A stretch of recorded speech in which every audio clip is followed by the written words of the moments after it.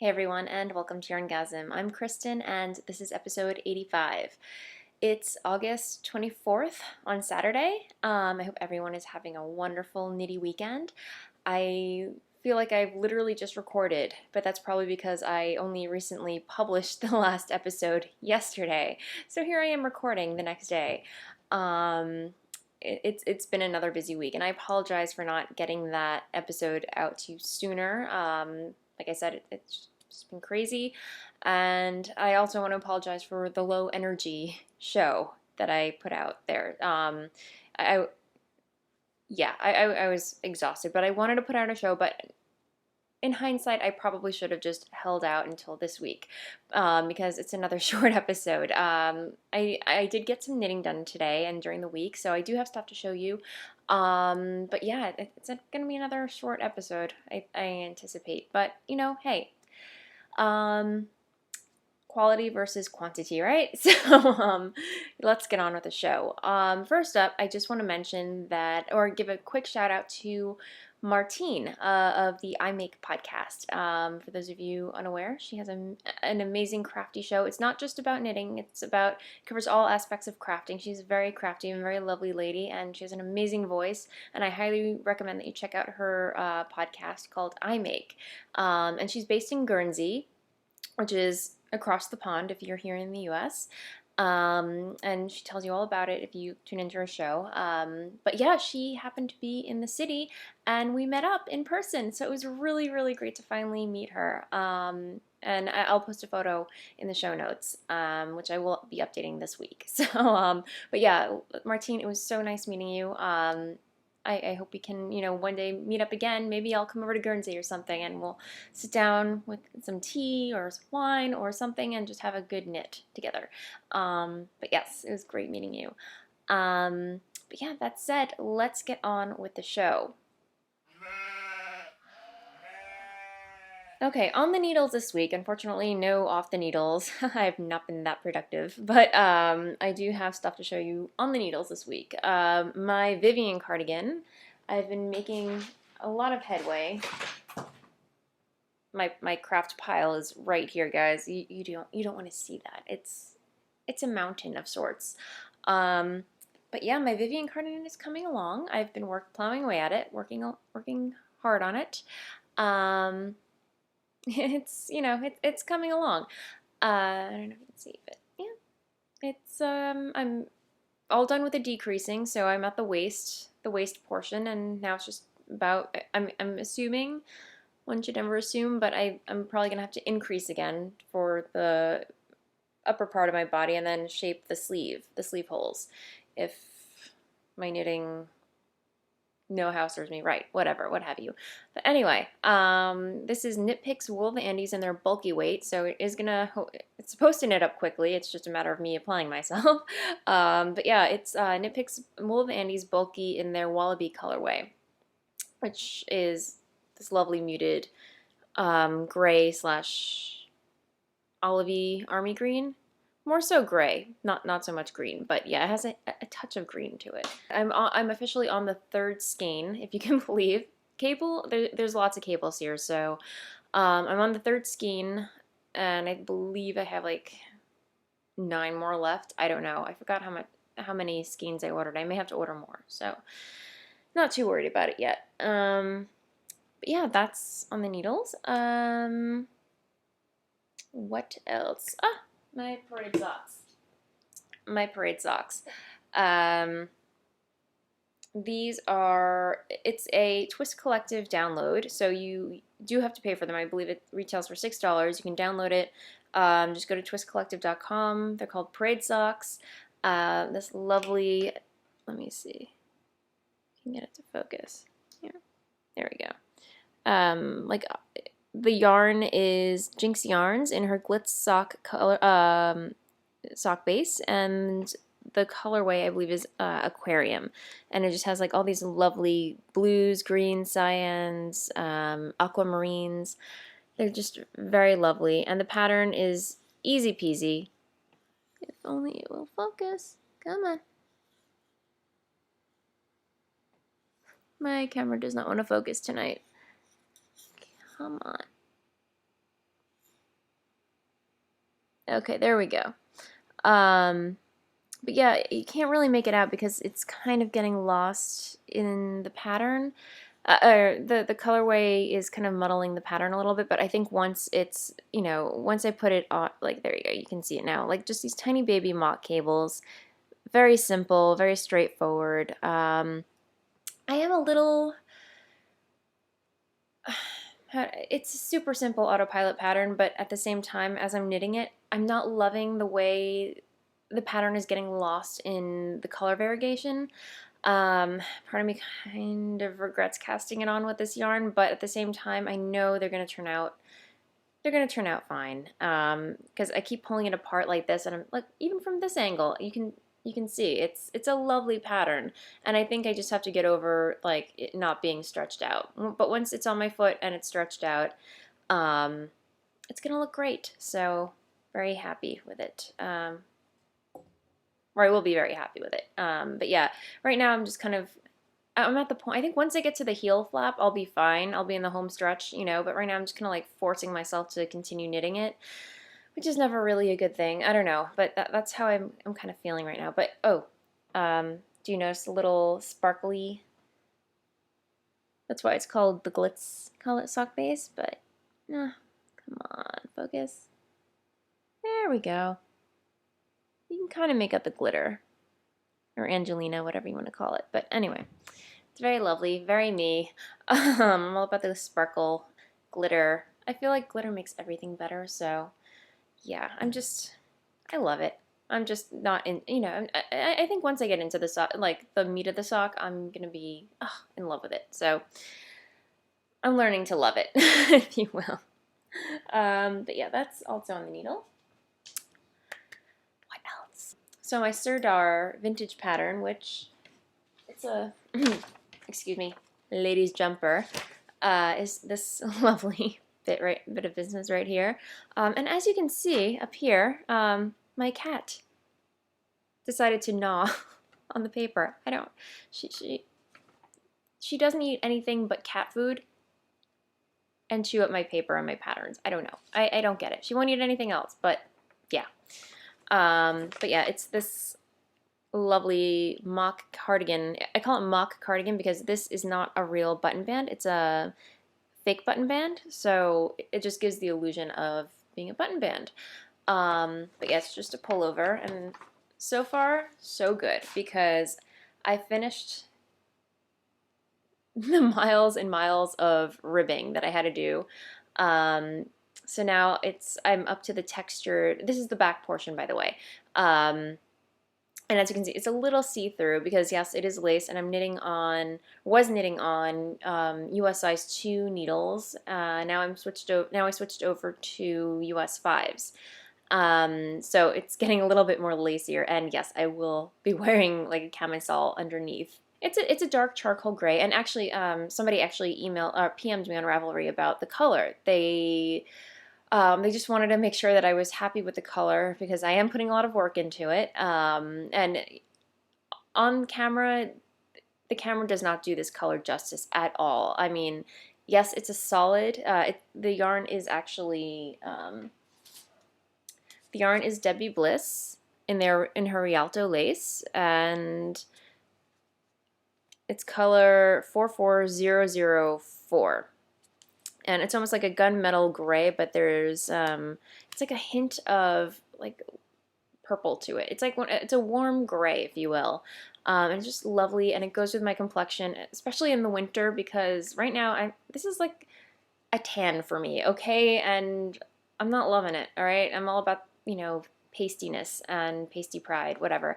But right now I'm kind of rocking a tan. So, but in winter I'm gonna be totally pasty, and this is definitely gonna go with my complexion and everything in my wardrobe. So I'm very happy with it. So fret not, I'm loving the color. But yes, normally I do go for like a semi-solid, variegated, you know, shaded solid colorway, but for this I'm thinking just all solids. But so far so good, you know. I actually did, I had a rip back. I knit all this morning, and I believe I have like like five more inches of this to knit, and right now I think I'm at 2 inches. So from here I have to knit about maybe like 11. It's got to be, as the pattern says, knit on 11 inches from commencement. So 11 inches from the beginning of where I cast on is how I translate it. But yeah, I got up to here and I was just not, as I said, like I was not understanding what the texture, what the pattern actually was that I was knitting out of this, because it's just kind of hard to see, because yes, it is a dark colorway. And I was messing up, my stitch count was off, and I just had to rip back and start over again. But yes, I'm making progress. So yeah, I'm making some decent headway on this, and I'm still enjoying it. So there you go. And that's really all I've been working on this week. My hanging garden stove, hanging garden stove part 2 is still on hold at the moment. No reason. I just have not felt like working on it. But I think I really should sit down and dedicate some time to it, especially tonight, because I have time. I'm actually home tonight. Dennis has a show, and I just had a long week, so I just kind of sat this show out. He's playing with his band tonight, so he drums, which is awesome. But yeah, so I go to most of his shows, but tonight I'm just like, you know what? It's far out in Brooklyn, and I'm just I feel like being a homebody tonight, so I'm doing that. And I'm just gonna knit, so yay! And I'm not gonna have time to podcast tomorrow, so here I am. But yeah, so on to in other news.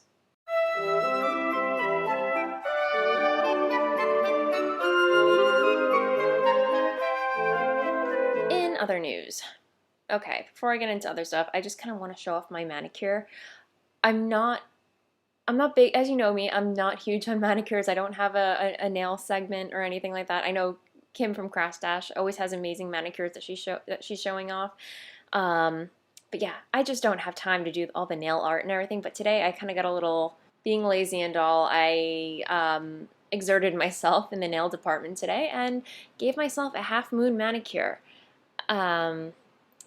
It's not perfect. It's not perfect, but it's, you know, again, a very retro type of manicure, which, it's not perfect, but it's a far cry from the first attempt that I did. And I don't know if you're familiar with how to do this, but if I can find them, I went on the Pinterest and I I searched half moon manicures and how to give them to yourself. So I got these little puppies. Remember these when you were in school, or if you're still in school, you probably don't even use these or need these, but they're loose leaf reinforcements, and they're little tiny. I actually have one right here. They're just little circular stickers. They just peel off like that, and I just went. And you just paint over it. Obviously, you have to be a little bit more strategic and careful, but that's how I did it. I need a little work on it. I don't know if I'm going to be attempting this again in the near future. I just happened to have time, and I was like, you know what? I'm going to give it a try. And I did. I tried something new. I'm excited, and it looks halfway decent, so yay! Go me. So yeah, that's my purloined of Nailed It from Kim's Craft Stash. But anyway, now that I got that out of my system, let's get on to other important things. My show notes. Okay, I'm on this page. Oh, somebody on Ravelry PM'd me asking me to demonstrate how I knit with beads, because as you know, I have the photo tutorial on my website on how to. Sorry for the rustling in advance, but I have been knitting with beads using these, which is a needle threader. There There you go. So generally these come with all the sewing kits that you can buy at a drugstore or whatever, and it just helps you thread needles. Yeah, run a thread through the eye of a needle. I don't know how I came up with this conclusion, but a couple years ago I was playing around and I'm like, huh, that seems like it could work. So yeah, I've just been using these, and especially for, very, very fine beads. So I'm going to try and demonstrate how to do this. So you're just going to slip the bead onto the needle threader like so. And then what you're going to do is focus. Okay, you're just going to slip the stitch off the left needle, hold it between your forefinger and your thumb, and then you're just going to slip that little loop through the needle threader like so. Get focus. Ugh, goodness. Okay. Try that again. Okay. So you're going to do that. I'm going to slip it through. Come on. Okay, like so. So you can see that it's through the eye of the needle threader. And then you're just going to take that bead and gingerly pull it through. Yep, there you go. Yay! And then you're just going to put it back on your needle, like so. And then knit it. And that's all there is to it. Now, the only thing you just have to keep in mind is that when you're threading this way, always anticipate that that bead is going to be one row below the row you're actually knitting on. I know it sounds a little wonky, but that's how you do it. Alternatively, the other way to do it is to use a crochet hook to pull the loop through the bead, the stitch loop through the bead. But I'm not going to show that to you today. If you'd like me to show it to you, I will show it to you. But I'm just going to show you beads today. So, but yeah, I'll show you in another episode if you really want me to. But there's so many tutorials online. You just have to YouTube it. But that's how I knit with beads. That's my way, at least, that I enjoy, that I find most that I enjoy. I have used a crochet hook, and this is just my favorite method of knitting with beads. So I hope that's helped you guys. I hope that made sense. But yeah, that's my little trick. In other news, oh yeah, I also want to put a shout out there. If you are in Brooklyn or you're in New York, the metro area, I want to get all my information right because this is kind of exciting and big. Brooklyn Craft Company, which I believe is founded by Brett Barra. You probably know her. She's a crafty personality. She is starting this